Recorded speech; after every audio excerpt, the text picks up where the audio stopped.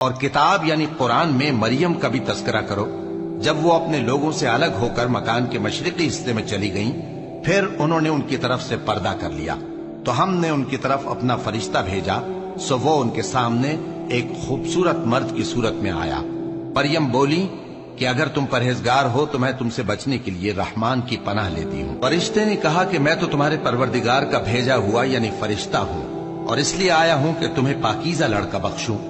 مریم نے کہا کہ میرے ہاں لڑکا کیوں کر ہوگا جبکہ مجھے کسی مرد نے بطور شوہر چھوا تک نہیں اور میں بدکار بھی نہیں ہوں۔ فرشتے نے کہا کہ یوں ہی ہوگا، تمہارے پروردگار نے فرمایا کہ یہ مجھے آسان ہے اور میں اسے اسی طریق پر پیدا کروں گا تاکہ اس کو ہم لوگوں کے لیے اپنی طرف سے نشانی اور ذریعہ رحمت بنائیں، اور یہ کام مقرر ہو چکا ہے۔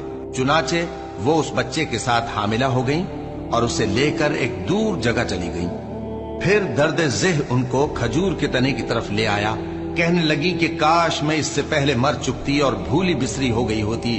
تب ان کے ٹیلے کے نیچے کی جانب سے فرشتے نے ان کو آواز دی کہ غمناک نہ ہو، تمہارے پروردگار نے تمہارے نیچے ایک چشمہ پیدا کر دیا ہے، اور کھجور کے تنے کو پکڑ کر اپنی طرف ہلاؤ، وہ تم پر تازہ عمدہ کھجوریں گرائے گا، تو کھاؤ اور پیو اور آنکھیں ٹھنڈی کرو۔ اگر تم کسی آدمی کو دیکھو تو کہنا کہ میں نے اللہ کے لیے روزے کی منت مانی، تو آج میں کسی آدمی سے ہرگز کلام نہیں کروں گی۔ پھر وہ اس بچے کو اٹھا کر اپنی برادری والوں کے پاس لے آئیں۔ وہ کہنے لگے کہ مریم یہ تو نے برا کام کیا، اے ہارون کی بہن، نہ تو تیرا باپ ہی برا آدمی تھا اور نہ تیری ماں ہی بدکار تھی۔ تو مریم نے اس بچے کی طرف اشارہ کیا۔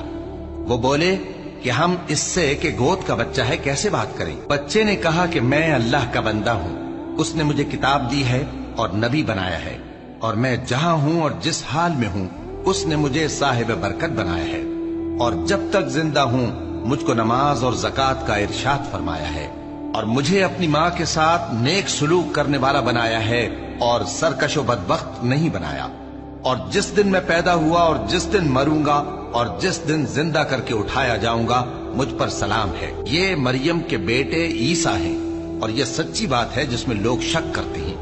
اللہ کو شایع نہیں کہ کسی کو بیٹا بنائے، وہ پاک ہے، جب کسی چیز کا ارادہ کرتا ہے تو اس کو یہی کہتا ہے کہ ہو جا تو وہ ہو جاتی ہے، اور بے شک اللہ ہی میرا اور تمہارا پروردگار ہے، تو اسی کی عبادت کرو، یہی سیدھا رستہ ہے۔